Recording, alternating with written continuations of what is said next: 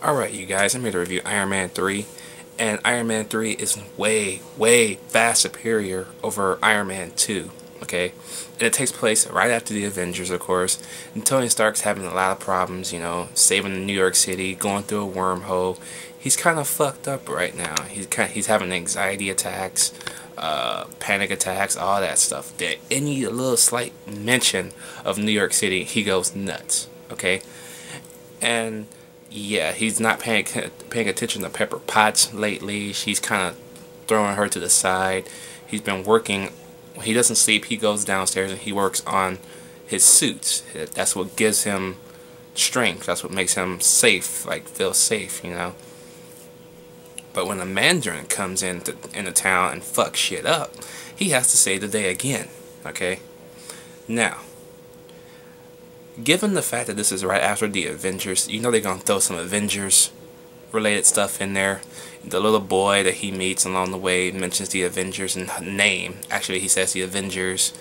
One of the other dudes was talking about not Captain America, Thor. He says, that big guy with the hammer.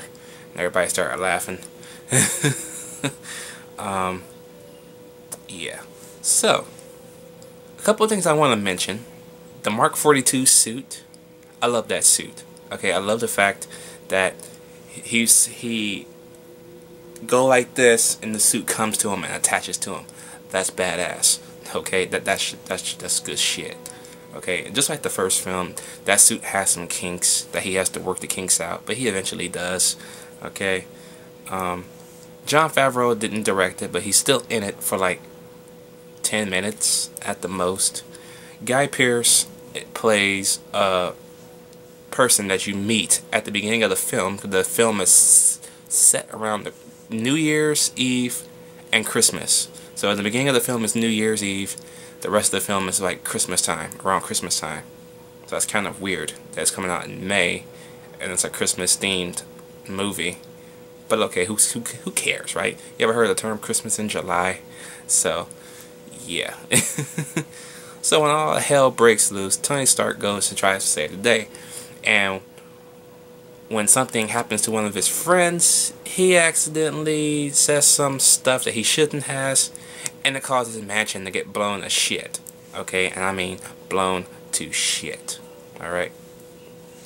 Now, what pissed me off about this film is Ben Kingsley's character, the Mandarin. Okay? Yes, I did it like this. There's a kink to it.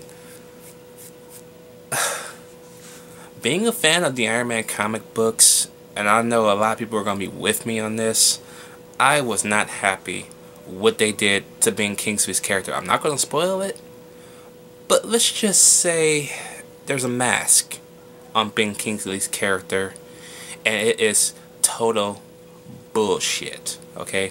When we see him again, the reaction I heard when in the theater, when he actually came back on screen, the guy was like, what the fuck? And I looked at him and I was like, yeah. And then not 5 or 10 seconds after that, I was like, oh man, this is bullshit. What they did to him is unfucking forgivable. Okay?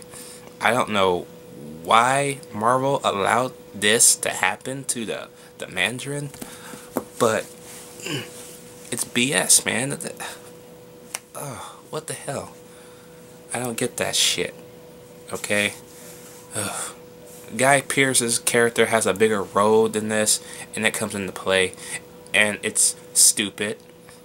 This big major twist is stupid. Okay? And it does bring the grade down somewhat, because when I'm looking at this movie, I'm like, okay, this movie is easily an A+ material. But then once that scene fucked me in the head so badly, I'm like, no, fuck the plus or minus. But yeah, now for the 3D. The 3D, it's no need for it. It's not good or anything like that.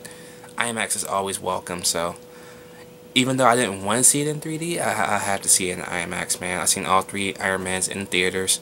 I had to. This had to be my first Iron Man IMAX experience. but I'm not happy about what they did to that villain. That was BS, man. But the action's good. Okay, yeah. But other than that, I give Iron Man 3 an A. It's still a good film. I just didn't like much of that changes. And the best thing I could take away from this, just like the first film, where we got to see Tony Stark be Tony Stark and he built stuff with his bare hands, you kind of get that sense here. He has to use his mind to get him out of out of tough situations. I like that. That shows his smartness. That shows his awareness. And the movie is pretty goddamn funny. I love this movie. It's funny. Okay? I just didn't like that specifically part with Ben Kingsley. That pissed me off. So, yeah, that is my review of Iron Man 3. Let me know what you guys think about Iron Man 3 down below. Have y'all seen it yet? And if so, what do y'all think about the Mandarin's part in this movie? Because I thought it was just complete ass. But, yeah, I'm out.